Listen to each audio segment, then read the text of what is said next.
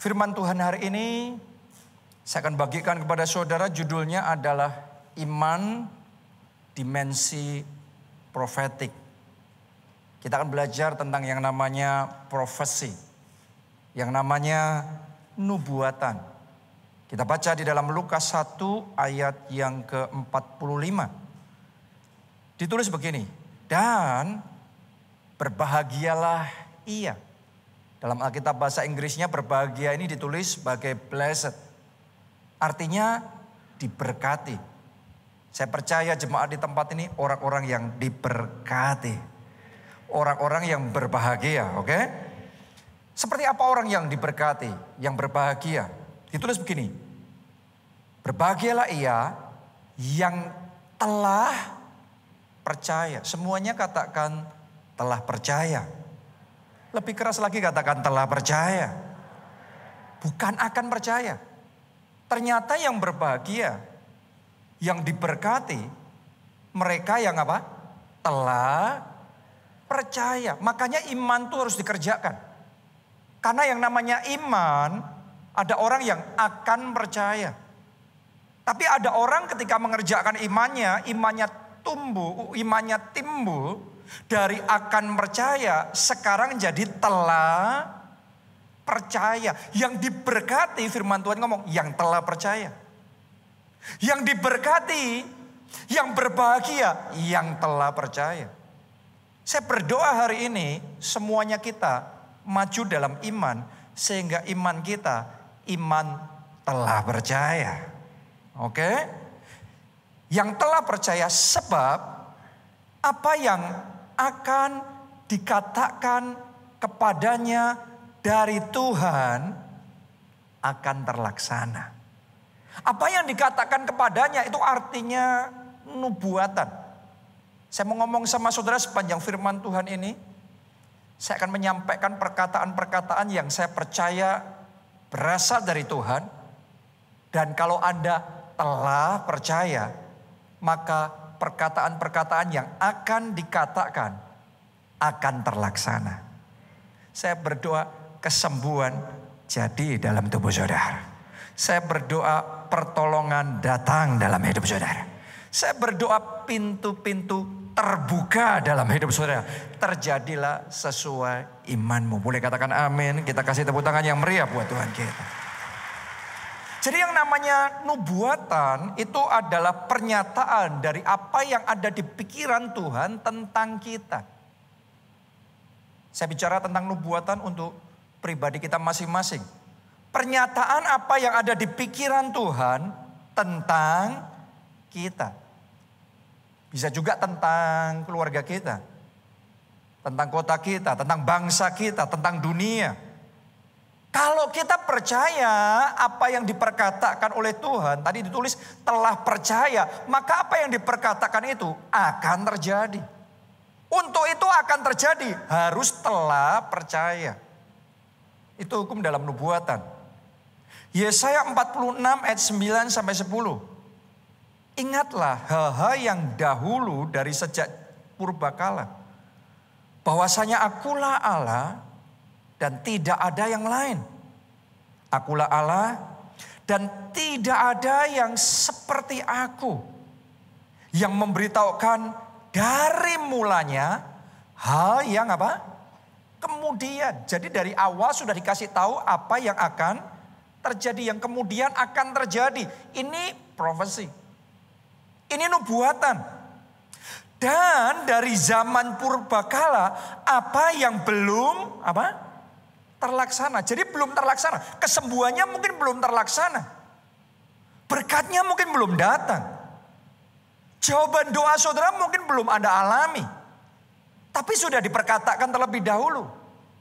Itu perkataan nubuatan. Itu prophetic declarations. Ya, lanjutkan. Kalimat terakhir ini menarik sekali. Yang berkata, keputusanku akan sampai dan segala kehendakku akan kulaksanakan. Saya mau katakan sama saudara, kesembuhanmu sampai sekarang. Oh, yang nangkep itu terjadilah di dalam hidup saudara. Amin. Berkatmu sampai sekarang. Mujizatmu sampai sekarang. Karena ketika Tuhan memperkatakan dan kita percaya, maka keputusan dari Tuhan nyampe. Oke, sampai di satu titik. Mungkin butuh waktu, tapi sampai.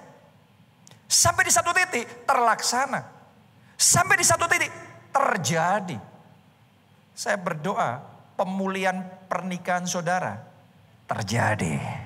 Saya berdoa kedamaian di dalam keluarga saudara terlaksana. Amin. Walaupun mungkin rasanya kayak neraka. Rasanya isinya pertengkaran, perselisihan.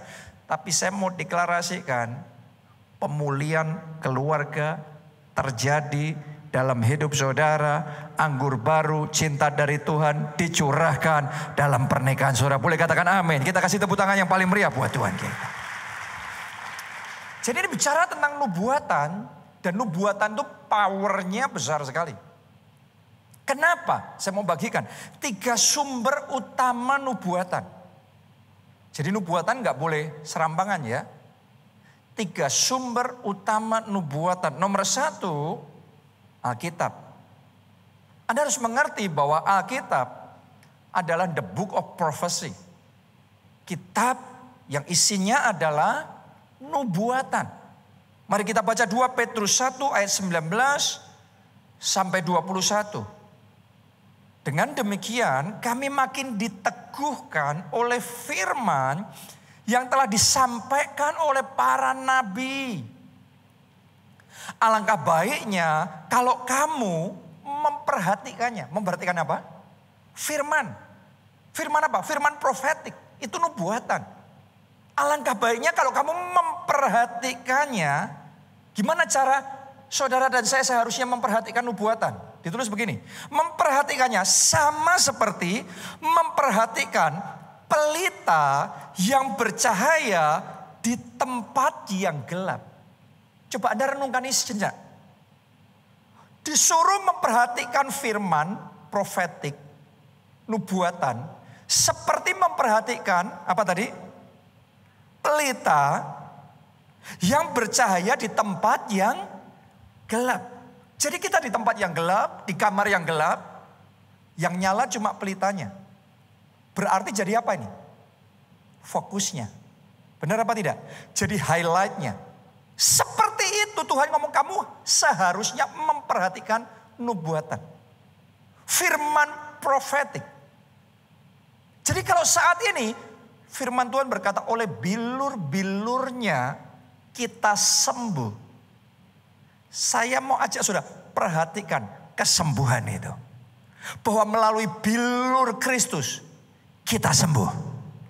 Mungkin ada sekeliling saudara berkata, tapi kenyataannya hasil check up masih kayak gini. Kenyataannya kondisi tubuh kita masih gak enak. Yang lainnya gelap.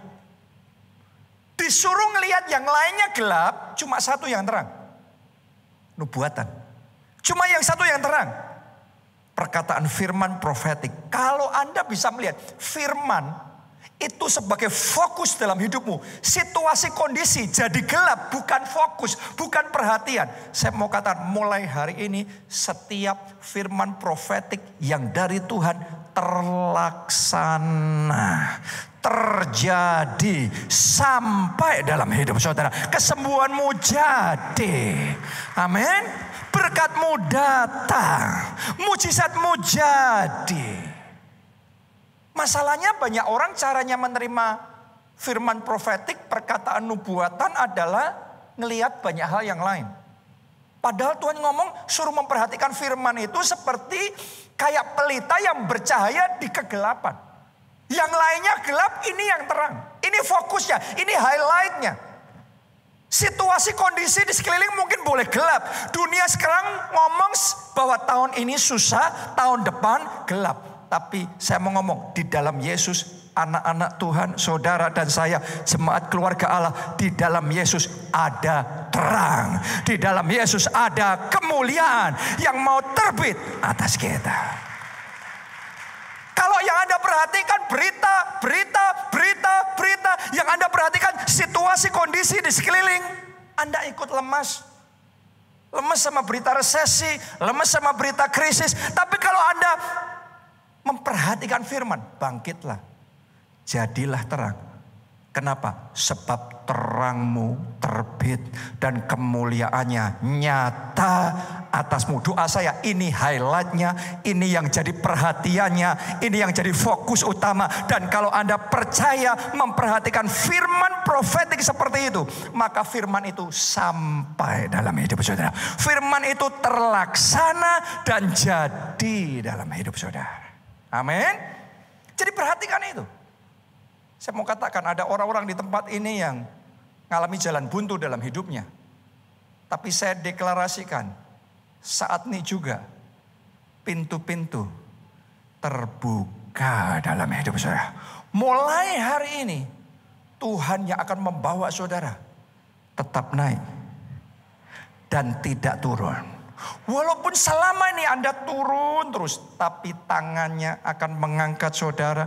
Dia akan bawa Anda tetap naik, tidak turun, bahkan terbang tinggi bagaikan Raja Wali.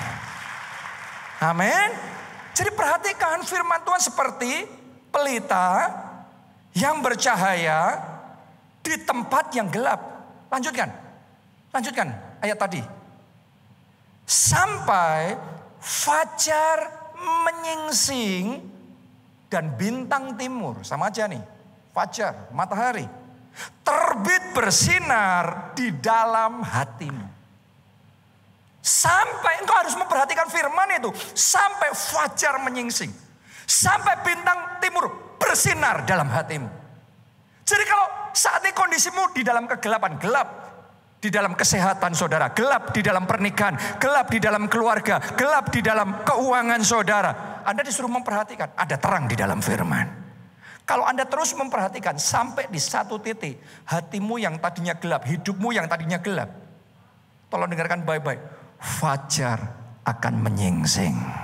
Oke, bintang timur akan bersinar. Saya mau deklarasikan, ada orang di tempat ini mulai saat ini matahari kembali bersinar dalam hidup saudara. Awan gelap disingkirkan, dilenyapkan, dan matahari kembali bersinar terang dalam hidup saudara. Terjadilah sesuai dengan iman. Kita kasih tepuk tangan yang paling meriah buat Tuhan kita. Seperti itu seharusnya kita memperhatikan perkataan profetik, nubuatan, firman Tuhan. Ayat 20. Yang terutama harus kamu ketahui ialah bahwa nubuat-nubuat di dalam kitab suci tidak boleh ditafsirkan menurut kehendak sendiri. Kalau ditafsirkan menurut kehendakmu sendiri, namanya bukan nubuat tapi lubuat. Menurut kehendak saya sendiri jadinya apa? Kubuat. Kita nggak mau kubuat, lu buat. Yang kita mau nubuat. Oke. Lanjutkan ayat 21. Sebab tidak pernah nubuat dihasilkan oleh kehendak manusia. Tetapi perhatikan. Nubuat itu apa? Oleh apa? Dorongan Roh Kudus. Orang-orang berbicara atas nama Allah. Wow. Saya mau ngomong sama saudara. Berulang kali sementara saya berdiri di mimbar dan menyampaikan firman Tuhan. Ada dorongan di dalam hati saya. Menyampaikan perkataan-perkataan nubuat. Bukan oleh kehendak saya. Tetapi itu harus oleh dorongan siapa? Roh Kudus. Kalau itu disampaikan oleh dorongan Roh Kudus dan engkau percaya. Percayanya bukan akan percaya, tapi telah percaya. Maka itu akan sampai kepada saudara. Itu akan terlaksana dan jadi di dalam kehidupan. Jadi hari ini Anda harus ngerti bahwa yang namanya perkataan nubuat itu berasal dari firman Tuhan. Dari Alkitab. Alkitab itu powerful sekali. Kalau Anda ngerti, Alkitab ini source of prophecy. Alkitab ini ada sumber dari nubuatan. Maka ini harta karun yang tidak ternilai harganya. Anda butuh, nasibmu berubah. Sumbernya ada di dalam firman Tuhan. Yang percaya boleh katakan amin, saudaraku. Anda butuh masa depan gilang gemilang. Semuanya ada di dalam firman Tuhan. Kalau Anda memperhatikan firman, makanya kita ngomong berbahagialah orang yang kesukaannya ialah Taurat Tuhan, firman Tuhan. Dan yang merenungkannya siang dan malam. Seperti tadi itu, disuruh memperhatikan firman seperti pelita yang bercahaya di tengah kegelapan. Kalau Anda terus lakukan itu, sampai di satu titik fajar akan menyingsing. Sampai di satu titik bintang timur akan bersinar di dalam hatimu. Kalau Anda punya kesukaan seperti itu, Anda orang yang diberkati oleh Tuhan. Anda orang yang berbahagia karena kau melihat, Mazmur 1 itu ya, yang kesukaannya ialah firman Tuhan. Apa saja yang dikerjakannya berhasil. Pas saya ngomong begini, saya rasakan Roh Kudus taruh di hati saya. Ada orang yang ngalaminya kegagalan terus. Tapi hari ini engkau tangkap firman Tuhan. Dan mulai hari ini saya deklarasikan new chapter. Babak yang baru dalam hidupmu dimulai. Babak yang penuh dengan kemenangan lagi, keberhasilan lagi, keberuntungan lagi. Dimulai di dalam hidup saudara. Jadi itu seturut iman saudara. Amin. Haleluya. Jadi Alkitab itu the book of prophecy. Semua yang kita butuhkan semua ada di dalam firman Tuhan. Untuk melalui tahun yang sukar, untuk melalui resesi, untuk melalui pandemi, untuk melalui semua keadaan yang paling berat dalam hidup kita. Sumbernya firman Tuhan. Tapi bukan sambil lalu ya. Tadi belajar loh, harus memperhatikan itu. Seperti pelita yang bercahaya di tengah kegelapan. Terus sampai fajar menyingsing. Bintang timur bersinar di dalam hatimu. Oke. Jadi firman Tuhan itu kuasanya besar sekali. Makanya kita harus terus mengerjakan firman Tuhan itu. Waktu Pak Obaja, Bapak Rohani kita, Gembala senior kita, memulai gereja kita sekian puluh tahun yang lalu. Dan kemudian seolah-olah Tuhan bicara pada waktu itu ya, untuk membeli satu gedung bioskop, dirubah jadi gedung gereja. Secara manusia pada waktu itu impossible, tidak mungkin, karena nggak ada dananya, nggak ada uang cukup untuk bisa membeli gedung bioskop dan merubah jadi gereja. Itu tidak mungkin, secara manusia impossible. Makanya Pak Obaja maju mundur, maju mundur, maju mundur. Tapi di situ ketika Anda dalam kondisi maju mundur, yang Anda butuhkan adalah firman Tuhan. Yang Anda butuhkan adalah kerja, mencari Tuhan, menggali firman. Sampai Tuhan kasih rema bagi saudara. Sampai Tuhan kasih satu perkataan profetik dalam hidup saudara. Karena kalau saudara dapat perkataan profetik dari Tuhan, dapat rema dari Tuhan, satu rema dari Tuhan, jaminan bagi saudara. Dan sementara Pak Obaja di dalam keraguannya, mulai menggali firman, orang menggali firman itu, kayak tadi memperhatikan firman itu kayak orang menggali firman, seperti kayak orang menggali tanah, 1 meter, 2 meter, 3 meter, gak dapat, airnya belum muncul. 4 meter, 5 meter, baru sekian meter, 7 meter, mungkin 10 meter, mungkin daerah tertentu 15 meter. Sampai di titik tertentu, air muncul. Kerja firman tuh gitu, itu saya sebut kerja firman. Kalau Anda sukanya kerja firman begitu air muncul, tadinya kering, hidupmu jadi basah dengan berkat Tuhan. Kau baca kerja firman sampai rema muncul. Tuhan ngomong, aku akan mengadakan apa yang tidak ada jadi ada. Begitu dapat satu rema itu, tangkap dia.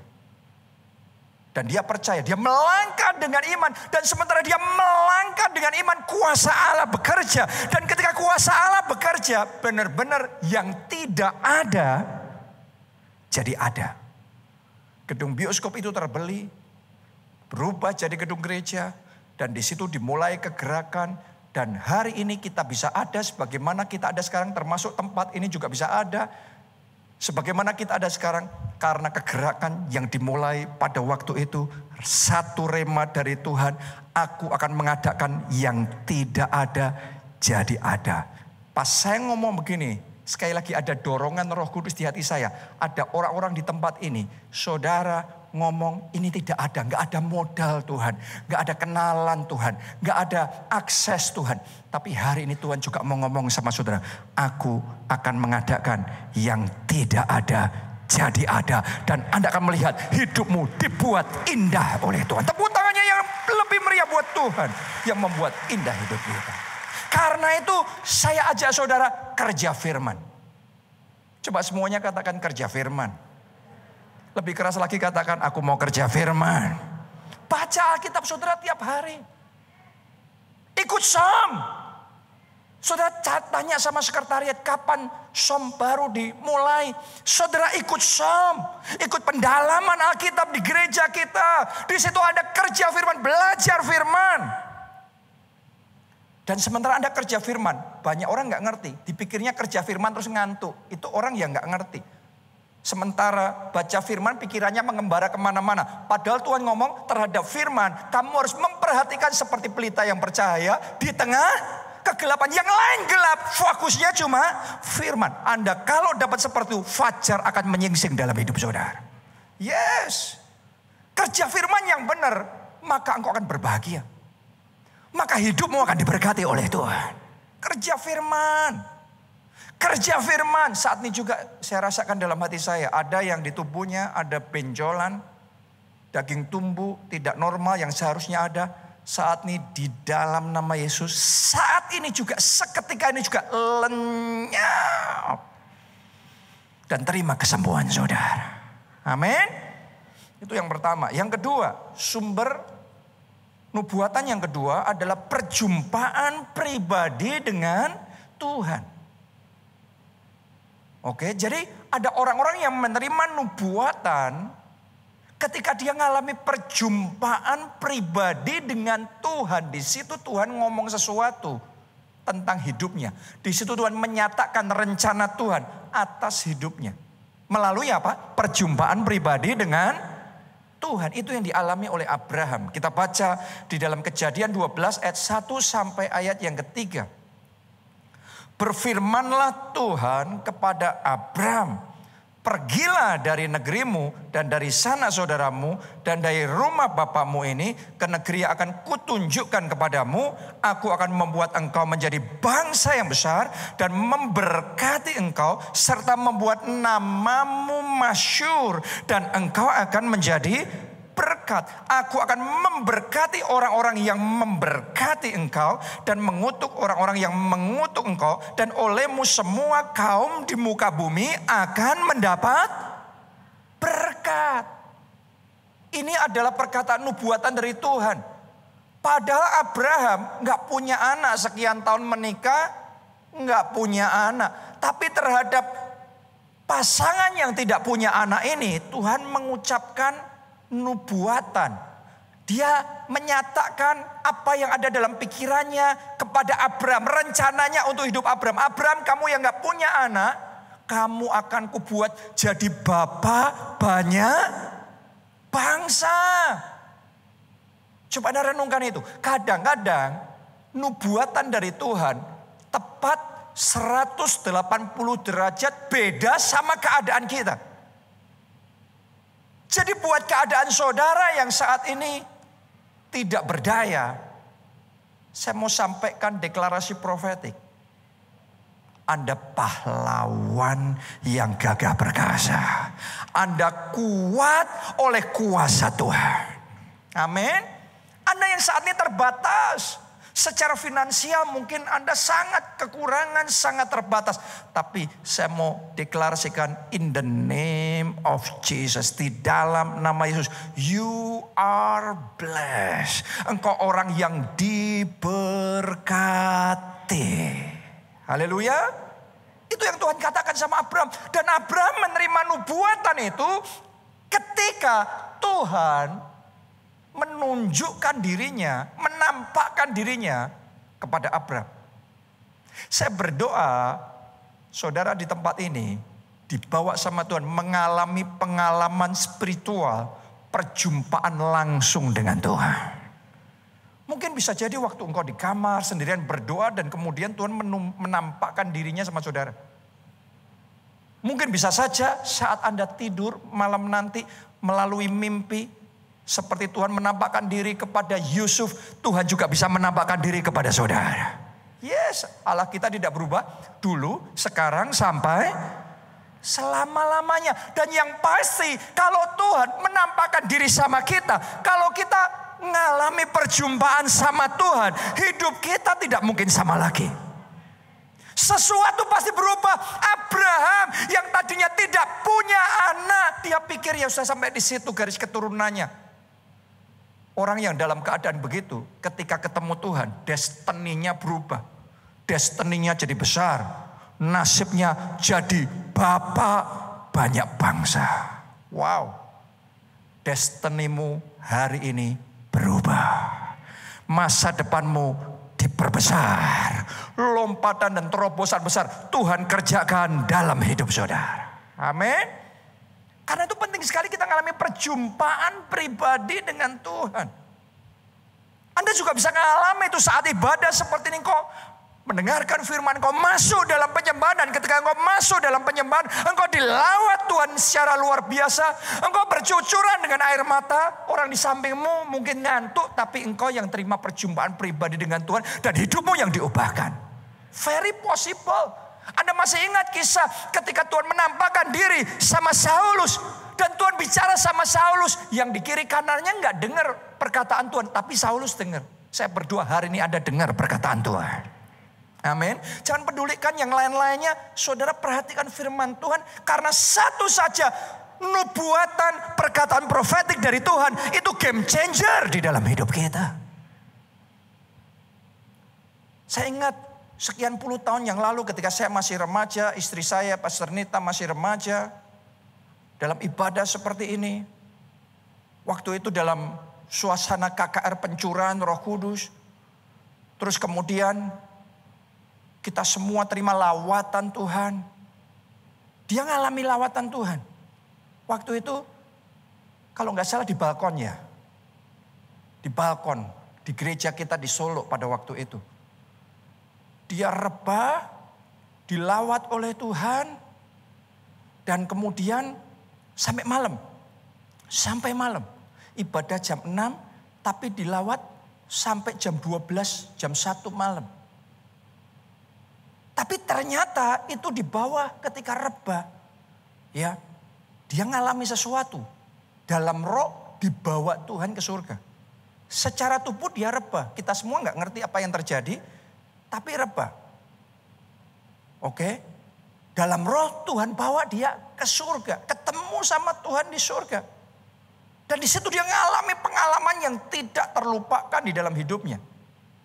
Dan salah satu pengalamannya yang dia alami, dikasih sama Tuhan kayak Alkitab, kayak gulungan kitab gitu. Itu pengalaman spiritual yang susah untuk dijelaskan secara manusia. Tapi sejak saat itu, seringkali di dalam doanya muncul itu gulungan kitab terbuka. Terus di situ ada kata-katanya. Pada waktu itu dia masih Kristen baru. Jadi dia belum hafal dengan Alkitab. Dia baca itu gulungan kitab dalam roh ya. Dalam roh dia melihat gulungan kitab kata-katanya. Terus dia ambil Alkitab secara jasmani. Dia buka tepat persis sama dengan Alkitab jasmani. Apa yang dilihat di dalam spirit itu. Muncul berulang kali kayak gitu. Dan sejak saat itu Tuhan kasih kepekaan dalam roh secara luar biasa. Sejak saat itu kalau berdoa, kalau melayani orang dekat saja tiba-tiba terbuka ngelihat. Pegang tangan orang tiba-tiba ngelihat hidupnya seperti ini. Seperti itu dan seterusnya. Dan sejak satu hal-hal yang ajaib terjadi dalam hidupnya. Saya mau ngomong sama saudara sekali lagi. Pengalaman spiritual akan menjadi game changer di dalam hidup kita. Pengalaman spiritual berjumpa sama Tuhan. Orang kalau ketemu sama Tuhan hidupnya gak bisa sama lagi. Hidupnya akan diperbesar. Makanya ulang tahun gereja kemarin, lapangkan tempat kemahmu, bentangkan tenda kediamanmu. Salah satu saudara bisa melapangkan hidup, membentangkan hidup saudara adalah kalau Anda berjumpa pribadi dengan Tuhan. Hari ini saya berdoa, semua kita di tempat ini gak cuma datang ke gereja. Karena banyak orang datang ke gereja hidupnya nggak berubah. Doa saya, Anda sementara datang ibadah di tempat ini, engkau berjumpa pribadi dengan Tuhan. Itu yang akan mengubah hidupmu, tidak sama lagi. Itu akan memperbesar destinimu, masa depanmu di dalam Tuhan. Amin. Haleluya. Saya juga ngalami perjumpaan pribadi sama Tuhan. Di momen-momen yang di tahun-tahun pada waktu remaja saya ya, kita mirip pada waktu itu. Saya ini anak pendeta. Tapi saya dulu tidak mau jadi pendeta. Sejak kecil saya cita-citanya jadi pengusaha. Terus kemudian ada beberapa hamba Tuhan datang dan kemudian menyampaikan nubuatan kepada saya. Biasanya orang kalau didoakan dan dinubuatin oleh hamba Tuhan happy. Benar enggak? Ya. Tapi saya waktu itu enggak happy, saya marah. Kenapa? Karena nubuatannya enggak cocok sama keinginan saya. Saya mau jadinya pengusaha yang sukses. Businessman yang sukses. Tapi beberapa hamba Tuhan bahkan dari luar negeri yang enggak tahu saya, enggak ngerti seperti apa, tapi kemudian bisa menubuatkan bahwa Tuhan panggil saya jadi hamba Tuhan. Saya waktu itu nggak bisa terima. Sampai di satu titik, pada waktu itu saya ada di kamar dan membaca satu buku. Bukan masalah bukunya juga biasa-biasa aja. Tapi entah gimana saat saya baca buku rohani sih. Tiba-tiba di kamar itu saya merasakan kayak ada kehadiran. Ada kehadiran sosok yang tidak kelihatan tapi saya tahu kayak tiba-tiba saja atmosfer ruangan itu berubah total. Dan saya tidak bisa jelaskan secara manusia. Isinya cuma nangis dan nangis. Saya bukan tipe orang yang gampang menangis. Saya tipe orang yang sangat logika sekali. Tapi pada waktu itu tanpa didoakan orang cuma saya sendiri. Padahal cuma baca buku. Ketika saya merasakan kehadiran sosok pribadi itu, saya bisanya cuma nangis dan nangis dan nangis. Dan di situ entah gimana, saya nggak dengar suara secara audible, tapi di dalam hati saya tahu Tuhan panggil saya jadi hamba Tuhan. Dan di situ momen saya serahkan hidup saya sama Tuhan. Dan sejak saat itu saya bisa melihat bagaimana campur tangan Tuhan begitu nyata dalam hidup saya. Dimanapun saya berada, saya melihat selalu ada penyertaan tangan Tuhan yang ajaib. Saya berdoa mulai hari ini penyertaannya yang ajaib nyata dalam hidup saudara. Engkau tidak lagi berjalan dengan kekuatanmu sendiri, dengan pikiranmu sendiri. Mulai hari ini ada keajaiban demi keajaiban karena tangan yang ajaib itu bertindak dan bekerja di dalam hidup saudara. Tepuk tangannya paling meriah buat Tuhan kita yang luar biasa. Itu sebabnya di gereja kita ada yang namanya retreat encounter. Retreat encounter itu perjumpaan pribadi sama Tuhan. Jadi dalam retreat ini sangat banyak orang yang dijamah Tuhan, dilawat Tuhan, ngalami perjumpaan pribadi sama Tuhan dan hidupnya diubahkan secara signifikan, secara radikal. Ya saya nggak tahu kapan jadwalnya retreat encounter, tapi Anda nanti boleh tanyakan di sekretariat gereja kita. Cepat daftar karena biasanya kalau kita buka retreat encounter dibuka langsung full pendaftaran. Orang harus nunggu untuk kloter berikutnya. Jadi lebih baik saudara store nama dulu, daftar dulu ya. Supaya Anda pastikan dapat tempatnya di situ. Doa saya hidup saudara diubahkan ketika engkau mengalami perjumpaan dengan Tuhan. Amin. Itu yang kedua. Yang ketiga, sumber nubuatan yang ketiga adalah dari nabi atau hamba Tuhan atau pemimpin yang diurapi dan diutus Tuhan dalam hidup kita.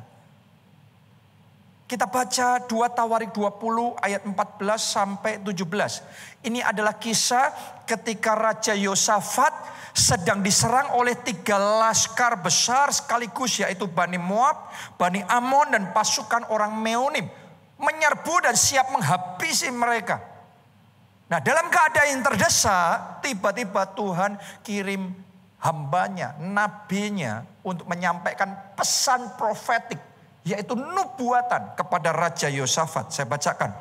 Lalu Yahasiel. Siapa namanya? Yahasiel.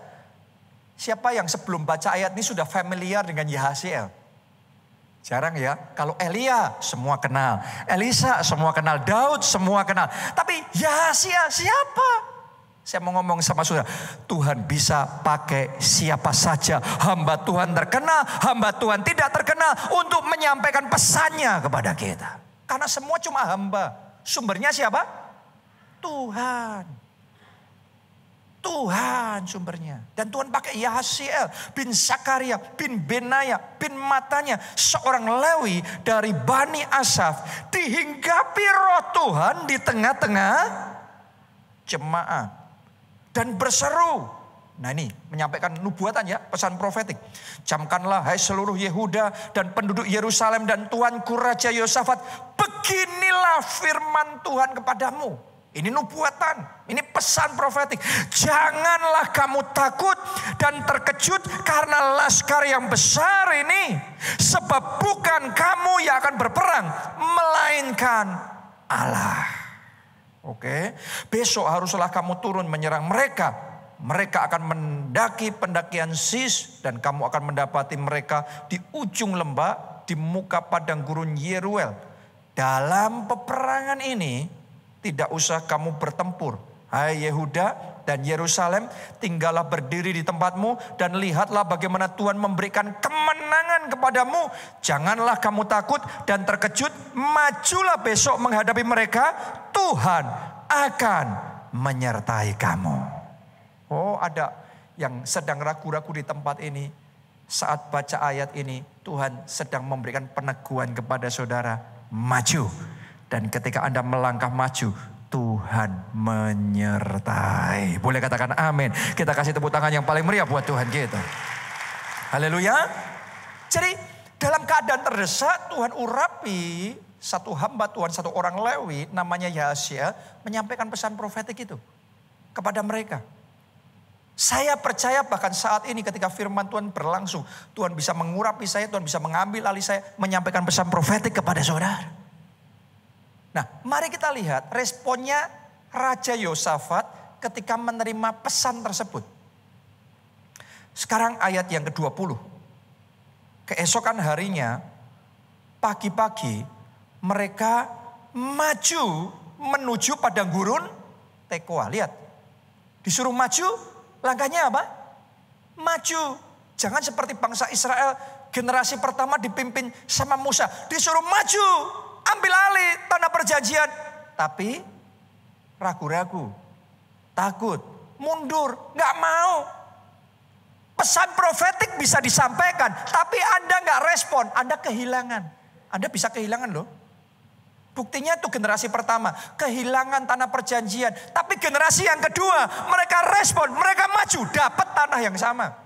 Coba Anda renungkan, tanahnya sama, yang satu nggak dapat, tapi yang satu dapat. Bedanya, yang satu nggak respon, yang satu respon. Doa saya hari ini semua jemaat keluarga lah respon sama pesan profetik. Amin. Saya berdoa semuanya tanpa terkecuali terima rencana Tuhan 100% maksimal yang Dia rancangkan tergenapi dalam hidup saudara. Kita katakan amin, tepuk tangan yang meriah buat Tuhan kita. Mereka maju tuh, lanjut berikutnya. Ketika mereka hendak berangkat, berdirilah Yosafat dan berkata, dengar hai Yehuda dan penduduk Yerusalem. Perhatikan saudaraku, perhatikan. Percayalah kepada Tuhan Allahmu dan kamu akan tetap teguh. Kalau Anda percaya sama Tuhan Allahmu, engkau akan teguh. Percayalah kepada nabi-nabinya dan kamu akan berhasil. Anda harus ngerti dua-duanya ini. Percaya sama Tuhan, yes. Percaya sama nabinya, kamu akan berhasil. Ada orang yang ekstrim kanan, ekstrim kiri. Ada orang yang ngejar-ngejar hamba Tuhannya. Pokok maunya dinubuatin sama hamba Tuhannya. Tapi gak sungguh-sungguh mencari Tuhannya. Sebaliknya ada orang yang gak peduli pendeta, hamba Tuhan apa itu. Aku bisa dengar sendiri dari Tuhan. Kamu tidak akan berhasil. Mesti ada dua-duanya. Percayalah kepada Tuhan, kamu akan teguh, percayalah kepada nabi-nabinya, kamu akan berhasil. Tuhan itu bekerja dalam hidup kita tidak selalu langsung sama kita. Anda lahir di dunia melalui orang tua. Benar nggak? Yang diciptakan langsung sama Tuhan adalah Adam. Jadi Tuhan itu bisa bekerja melalui orang tua, melalui keluarga, melalui teman, melalui pemimpin rohani. Melalui nabi-nabinya untuk menyampaikan pesan profetik. Dan kalau engkau percaya, engkau akan berhasil. Mulai hari ini perjalananmu akan berhasil. Perjuanganmu akan berhasil. Pekerjaanmu akan berhasil. Boleh katakan amin, amin, amin. Sekali lagi kita kasih tepuk tangan yang paling meriah buat Tuhan kita. Dan kalau nubuatan dari Tuhan, nubuatan yang dari Tuhan pasti terjadi. Yesaya 55 ayat yang ke-11. Demikianlah firmanku yang keluar dari mulutku. Ia tidak akan kembali kepadaku dengan sia-sia. Tetapi ia akan melaksanakan apa yang ku kehendaki. Dan akan berhasil dalam apa yang kusuruhkan kepadanya. Coba lihat ke depan sini. Perhatikan cara Tuhan. Cara Allah ngomong tentang firman itu bukan kayak thing, bukan kayak benda. Tapi dia ngomong tentang firman itu sebagai pribadi. Ngomongnya apa tadi itu? Ia tidak akan kembali kepadaku dengan sia-sia. Tetapi ia akan melaksanakan apa yang ku kehendaki. Dan akan berhasil dalam apa yang kusuruhkan kepadanya. Saya mau ngomong sama saudara. Firman itu bukan benda. Firman itu bukan cuma alfabet. Firman itu pribadi. Pada mulanya adalah firman. Dan firman itu Allah sendiri. Yesus Kristus ialah firman yang turun ke dunia menjadi daging. Firman itu pribadi. Kalau Anda ngerti, Anda dapat firman, Anda dapat rema. Saya mau ngomong sama saudara, ada pribadi Allah yang bekerja dalam hidup saudara. Seperti tadi yang saya ngomong, waktu Pak Obaja dapat rema, Tuhan ngomong sama dia, aku akan membuat apa yang tidak ada jadi ada. Itu firman, itu rema, itu bukan cuma kata-kata biasa. Tapi ada pribadi Allah yang menyertai. Dan pribadi Allah yang menyertai, mengerjakan perkataan itu. Ia tidak akan kembali dengan sia-sia. Tetapi ia akan berhasil. Saat ini kesembuhan jadi dalam tubuh saudara. Berkat jadi dalam hidup saudara. Saya berdoa urapan Tuhan turun dalam hidup saudara. Amin. Arahkan dua tangan saudara seperti ini. Ini tangan-tangan yang diberkati. Saya berdoa tangan-tangan yang diangkat nih. Tangan-tangan yang diberkati. Mulai hari ini tidak ada lagi kesialan. Tidak ada lagi kemalangan. Yang ada adalah keberuntungan. Adalah kemujuran. Ini tangan yang diurapi apa saja yang dikerjakan tangan-tangan ini. Dijadikan Tuhan berhasil. Katakan amin. Dan tepuk tangannya yang paling meriah buat Tuhan kita. Haleluya. Lanjutkan ayat berikutnya. Bilangan 23 ayat 19. Allah bukanlah manusia sehingga ia berdusta. Bukan anak manusia sehingga ia menyesal. Masakan ia berfirman dan tidak melakukannya.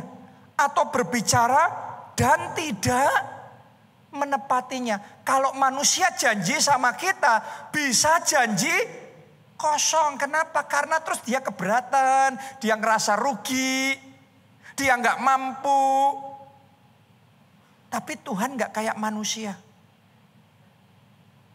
Dia Allah yang mengerti. Katakan amin saudaraku. Anda berurusan sama firman, Anda berurusan sama Allah. Dia bukan manusia yang harus menyesal. Dia bukan manusia yang harus berdusta. Masakan ia berfirman dan tidak melakukannya. Atau berbicara dan tidak menepatinya. Satu-satunya yang membuat firman itu tidak jadi dalam hidup kita. Bukan dari Allah. Tapi dari pihak kita. Yaitu ketidakpercayaan kita. Saya bacakan ayatnya. 1 Raja-Raja 8.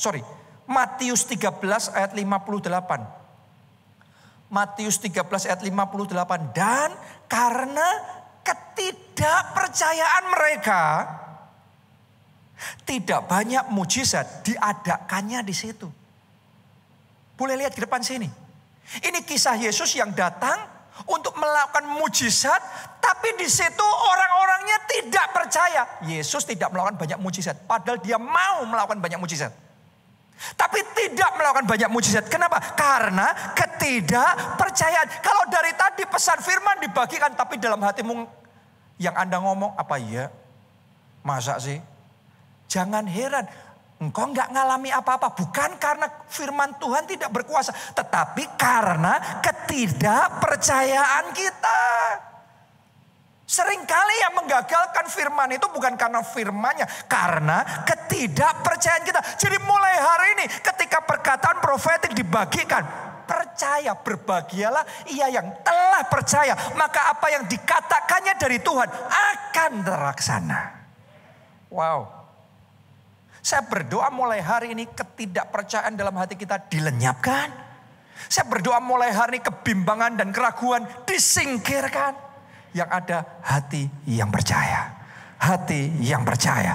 Dan sementara engkau percaya, demonstrasi kuasa Tuhan nyata dalam hidup saudara. Tepuk tangannya yang paling meriah buat Tuhan kita. Kuncinya iman. Pertanyaannya bagaimana melatih iman kita sehingga bertumbuh makin kuat. Karena kalau firman disampaikan, tidak percaya nggak ngalami. Percaya ngalami, gimana iman kita percaya. Supaya yang tadi ayat pertama kita baca, telah percaya, bukan akan percaya. Iman kita sampai di level telah percaya, bertumbuh, kuat, telah percaya. Gimana caranya? 1, belajar memperkatakan apa yang Tuhan katakan. Jadi supaya kita percaya, mulai latih perkataan kita. Jangan terbiasa ngomong yang beda sama Tuhan ngomong. Ngomong yang Tuhan ngomong. Kita baca dulu ya, 1 Petrus 3 ayat 10 sampai 11a. Siapa yang mau mencintai hidup dan mau melihat hari-hari baik. Saya mau tanya sama saudara, siapa di tempat ini yang mencintai hidup dan mau melihat hari-hari yang baik dalam hidup saudara? Siapa mau 2022 akhir hari-hari yang baik? Siapa yang mau tahun depan 2023 jadi hari-hari yang baik? Ada petunjuknya. Dunia boleh gelap, tapi Anda perhatikan petunjuk ini. Silahkan dunia gelap, tapi 2023 pun akan jadi hari-hari yang baik, hari-hari yang indah, hari-hari yang menyenangkan dalam hidupmu. Tapi ada kuncinya. Ia harus menjaga lidahnya terhadap yang jahat dan bibirnya terhadap ucapan-ucapan yang menipu. Ia harus menjauhi yang jahat dan melakukan yang baik. Jadi jangan pakai lidah saudara ngomong yang jahat, ngomong yang jelek, ngomong yang negatif. Kalau engkau mau melihat hari-hari yang baik, pakai lidahmu ngomong perkataan firman Tuhan. Lihat cara Tuhan berkata-kata. Waktu dia menciptakan dunia dan isinya. Kejadian 1 ayat 1. Pada awalnya bumi itu gelap gulita. Gak berbentuk. Tapi Tuhan ngomongnya apa? Jadilah terang. Lihat, ngelihatnya gelap. Tapi ngomongnya bukan kok gelap. Ngelihatnya gelap, realitanya gelap. Tapi Tuhan ngomong, jadilah terang. Dalam bahasa aslinya, bukan jadilah terang. Tapi gini, light, be. Terang, jadi. Dia sedang melemparkan perkataan. Dia sedang supaya firman itu melakukan apa yang diperintahkan kepadanya. Dan yang tadinya gelap kemudian jadi apa? Terang. Banyak kali kita pakai lidah kita hanya memperkatakan yang kita lihat. Yang kita lihat susah, yang kita lihat krisis, yang kita lihat resesi, yang kita lihat masalah. Kita ngomongnya masalah, susah, berat. Kalau engkau mau melihat hari-hari yang baik dalam hidupmu, jangan pakai lidahmu hanya untuk memperkatakan yang engkau lihat. Tetapi perkatakan yang engkau ingin lihat itu terjadi. Itu yang Allah lakukan. Dia ngelihat gelap tapi dia maunya melihat terang. Dia ngomongnya bukan gelap. Dia ngomong light, be. perang jadi. Tubuhmu sakit-sakitan, tapi ngomongnya jangan aduh tubuhku sakit-sakitan. Waduh berat. No. Mulai hari sehat. Tubuh saudara sehat. Kuat. Mulai hari ini mari kita deklarasikan di dalam nama Yesus aku tidak sakit lagi. Di dalam nama Yesus aku sembuh, aku sehat, aku bugar, staminaku kuat. Itu yang firman Tuhan ajarkan. Biarlah yang tidak berdaya berkata aku pahlawan. Padahal gak berdaya. Waktu dia ngomong pahlawan diketawain kayak gini kok pahlawan. Tapi itu yang Tuhan ngomong. Buat kamu yang tidak berdaya, jangan ngomongnya aku gak berdaya. Buat kamu yang susah, jangan ngomongnya susah, miskin. Yang tidak berdaya Tuhan. Ini firman-Nya ngomong. Katakan, aku pahlawan. Hidupku penuh dengan sukacita yang dari Tuhan. Amin. Itu cara berkata-kata seperti Tuhan berkata-kata. Yang kedua, supaya iman kita muncul, mulai bertindak seolah-olah hal itu sudah terjadi. Untuk apa? Menghayati. Kalau Anda percaya Anda sembuh, mulai rasakan kesembuhan saudara. Mulai Anda hidup sebagai orang yang sudah disembuhkan. Mulai lakukan hal-hal yang tadinya belum bisa Anda lakukan. Mulai jiwai, hayati, resapi kesembuhan di dalam Yesus itu. Jangan mulut kita ngomong sembuh, tapi di hatinya kita masih kayak ngerasanya wah sakit-sakit. No. Sembuh. Sampai di alam bawah saudara-saudara sembuh. Sampai dalam spiritual hati saudara isinya sembuh. Mulai bertindak. Yang terakhir, yang ketiga. Terus mengucap syukur. Dan terus harapkan hal itu terjadi. Mulut kita mengucap syukur itu penuh dengan kuasa. Yusuf dia dapat mimpi akan jadi penguasa yang besar. Kenyataannya bukan jadi penguasa. Kenyataannya dibanting hidupnya jadi budak. Tiap hari 13 tahun. Hidupnya menderita dan susah. Bukan tetap naik dan tidak turun. Firman-Nya tetap naik tidak turun. Tapi yang Yusuf alami turun terus gak naik-naik. Siapa yang ngalami seperti Yusuf? Tapi saat dia ngalami itu dia gak ngomong. Mana firman Tuhan katanya berkuasa. No. Yang Yusuf. Saya percaya tiap hari. Selalu ada ucapan syukur. Dan selalu ada pengharapan. Bahwa janji Tuhan pasti tergenapi. Dan tiba-tiba tanpa disangka-sangka hari itu dia bangun dia gak ngerti apa-apa. Jadi budak di penjara.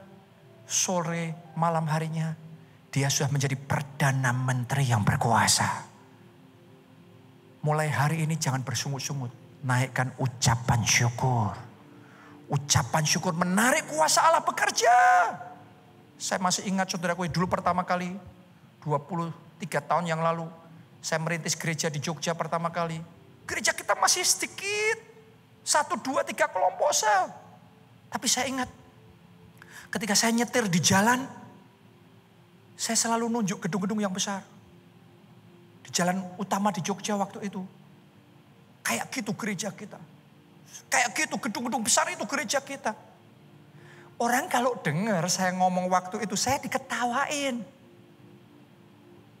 Kenapa? Karena kalau melihat gereja kita waktu itu ya saya sendiri masih angkat-angkat sound system. Saya sendiri masih pasang-pasang kabel. Saya sendiri masih ngantar jemput jemaat. Masuk gang, keluar gang. Diketawain. Gak apa-apa kita diketawain. Tapi saudara akan tertawa paling akhir. Karena janjinya akan digenapi dalam hidup saudara. Yang saya perkatakan waktu itu hari-hari ini. Tuhan kerjakan di Solo, di Jogja, di Jakarta, di berbagai kota. Tuhan kasih gedung-gedung besar sama kita.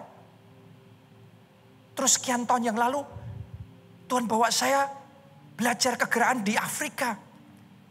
Dan di sana saya melihat wow. Ternyata gereja itu bukan cuma di gedung-gedung besar. Tapi di tempat-tempat tanah-tanah yang besar. Saya mulai perkatakan kita juga ngalami itu. Tanah besar. Dimulai dari berkata-kata. Dan tiba-tiba dengan cara yang ajaib kita sendiri juga bingung kok bisa. Tiba-tiba Tuhan kasih tanah 20 hektar. Dimulai dari berkata-kata dulu. Perkataan profetik, nubuatan dulu. Kalau saudara percaya, fajar akan menyingsing. Bintang timur itu akan bersinar. Tapi engkau harus ngelihat itu terus, walaupun kenyataannya sebaliknya. Tapi lihat itu terus. Percaya itu, fokus itu sama firman Tuhan. Jadi itu dalam hidupmu. Siapa mau ngalami itu? Siapa mau ngalami firman Tuhan jadi dalam hidup saudara? Mari bangkit berdiri. Ku nyanyi haleluya. Mari kita lambaikan tangan kita. Sorak haleluya. Katakan bersama-sama. Mujizat besar. Pasti terjadi. Tunggu. Kali ini jangan asal nyanyi lagu. Tapi nyanyi lagu sedang memperkatakan mujizat saudara. Jadi mulai hari ini mujizat itu bukan mungkin terjadi. Tapi mujizat itu pasti terjadi. Buat orang lain, buat orang di samping saudara, buat orang di luar sana mungkin terjadi, mungkin tidak terjadi. Tapi kalau buat hidupmu, pasti terjadi.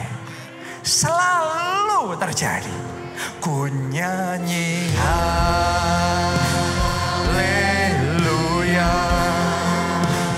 Ku sorak haleluya.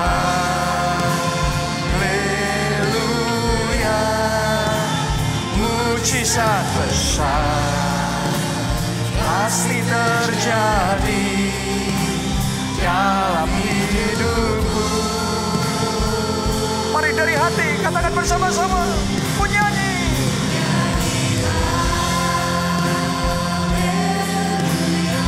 Ku sorak haleluya.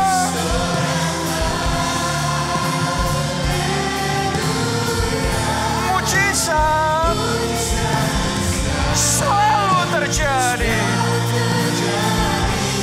Sekali lagi, mari dengan segenap hati, dengan iman, katakan bersama-sama, ku nyanyi haleluya. Haleluya. Ku sorak haleluya.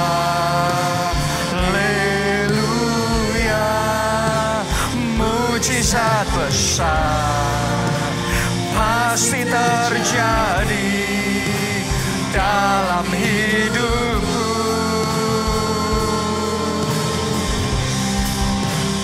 Ku nyanyi haleluya. Ku sorak haleluya. Mujizat besar selalu terjadi atas gereja. Kalau kita mau firman itu jadi dalam hidup kita, maka yang pertama kita harus buka hati, terima pribadi firman itu. Dan pribadi firman itu namanya adalah Yesus sendiri. Kalau ada Yesus dalam hati saudara, dia sumber dari segala firman. Dia sumber dari segala mujizat. Karena itu buat saudara yang belum pernah terima Yesus sebagai Tuhan dan Juru Selamat dalam hatimu, this is the best moment. Mari buka hatimu, undang dia masuk. Maka engkau akan menerima pengampunan dosa. Dan yang kedua, engkau juga akan menerima jaminan hidup kekal selamanya di dalam kerajaan surga. Ada yang mau angkat dua tangan saudara dan ikuti doa ini. Tuhan Yesus, masuklah dalam hatiku, jadi Tuhan dan Juru Selamatku. Ampuni dosa-dosaku, selamatkan jiwaku. Mulai sekarang hidupku milik Yesus. Aku mau mengikut Yesus, melayani Yesus seumur hidupku. Terima kasih Tuhan. Yang berikutnya, saya mau berdoa sungguh-sungguh mujizat itu jadi dalam hidup saudara. Tapi mulai sekarang fokus dan mulai pakai perkataan saudara untuk mengerjakan mujizat saudara. Mujizat itu buat banyak orang nunggu. Tuhan ngadain, Tuhan gak ngadain. Padahal Tuhan ngomong firman itu sudah ada dalam mulutmu. Kerjakan mujizatmu dengan cara apa? Memperkatakan firman Tuhan itu. Dengan narasi profetik saudara. Amin. Tuhan yang mengajarkan, biarlah yang tidak berdaya berkata, aku pahlawan. Artinya ada yang sakit, katakan, aku sembuh. Aku sehat. Ada perkataan itu tentang suami saudara. Perkatakan, suamiku dipulihkan oleh Tuhan. Suamiku dipertobatkan, suami yang baik, imam di dalam keluarga. Apa yang Anda mau terjadi, apa yang mau Tuhan kerjakan dalam hidup saudara. Mari saat ini angkat dua tangan saudara bersama-sama. Katakan, di dalam nama Yesus. Lebih kuat lagi, katakan, di dalam nama Yesus. Mujizat pasti terjadi. Selalu terjadi. Sekarang masing-masing berdoa. Masing-masing angkat suara berdoa. Dan berkatakan perkataan profetik yang Tuhan taruh dalam hati saudara. Yang tidak berdaya, katakan, aku pahlawan. Aku pahlawan.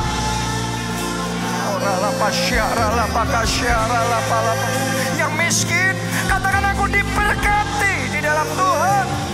Yang sakit, katakan, aku sembuh, aku sehat. Ada yang hidup merasa kosong, hampa, katakan, hidupku penuh sukacita di dalam Yesus mulai hari ini. Aku ciptaan yang baru di dalam Yesus. Aku tetap naik dan tidak turun. Aku pemenang, bahkan lebih dari pemenang. Katakan itu saudara, katakan, aku diberkati di dalam Tuhan. Mujizat pasti terjadi. Mujizat selalu terjadi. Oh, Tuhan, hamba mau berdoa saat ini. Urapi perkataan yang mereka ucapkan. Ya, yang mereka ucapkan Tuhan urapi itu. Dan Tuhan jadikan dalam hidup mereka. Jadi.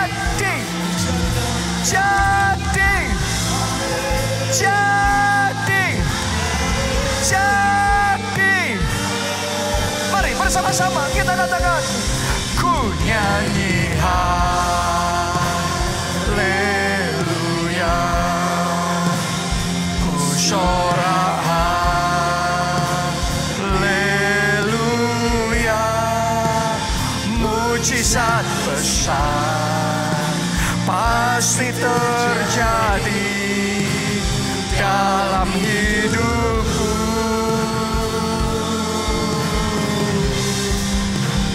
Ku nyanyi haleluya,